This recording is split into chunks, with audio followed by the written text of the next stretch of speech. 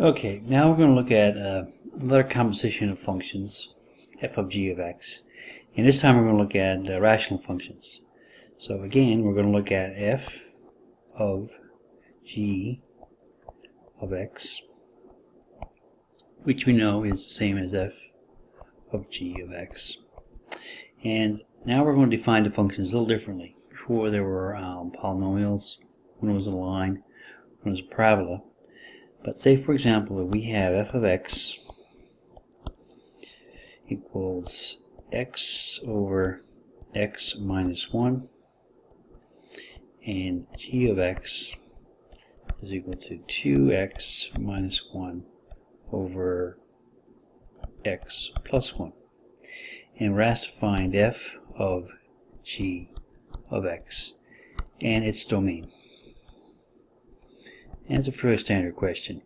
So again, look at the notation we started with. So it's going to be f of g of x, which is f of g of x, and we substitute in for g of x. So this term here goes in here. So essentially we have f of this rational function 2x minus 1 over x plus 1. And what happens with this is that we look at the original function f of x, which is this one here, and we sub in for this value of x and this value of x.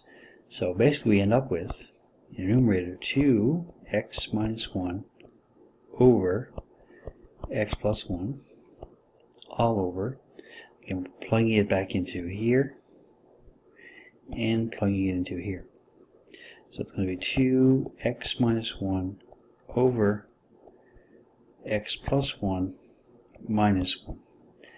So basically we've got to simplify this function. Now the numerator is fine, it's one term, but we have to combine to the denominator. So our numerator stays as is, 2x minus 1 all over x plus 1. And our LCD down here is going to be x plus 1. So I'm going to replace 1 with x plus 1 over x plus 1. So essentially I have this 2x minus 1 over x plus 1 minus x plus 1 all over x plus 1. Now we can combine these terms here. So we'll end up with, again, numerator stays exactly the same, x plus 1 all over. Well, when I combine these terms here, you gotta be careful of the negative sign. It's 2x minus 1. It's minus x minus 1 when you bring the term in, so it's going to be negative x, negative 1. You bring this negative sign in right here, all over x plus 1. Now, we know when we multiply by the reciprocal, terms are going to cancel, so we can simply cancel these terms right now. So what I have on top is 2x minus 1 over, well, I've got 2x minus x in my denominator right here. That'll give me x. And negative 1 minus 1 is minus 2. So that is the function f of g of x.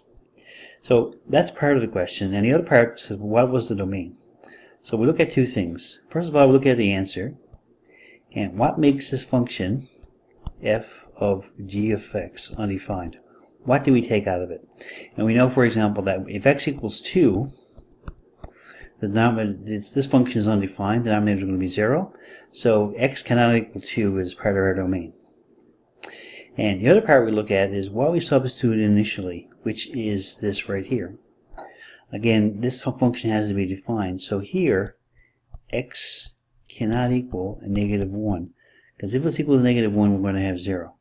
So essentially, the domain of f of g of x is x such that x cannot equal negative 1 and x cannot equal 2. And these are all real numbers, of course. You can write it in different forms, but this is fine. And interpolation is okay, but it's a bit awkward. So this is your solution. You found f of g of x, and we found the domain. And don't forget there are two parts. What you sub in originally and what the final answer is.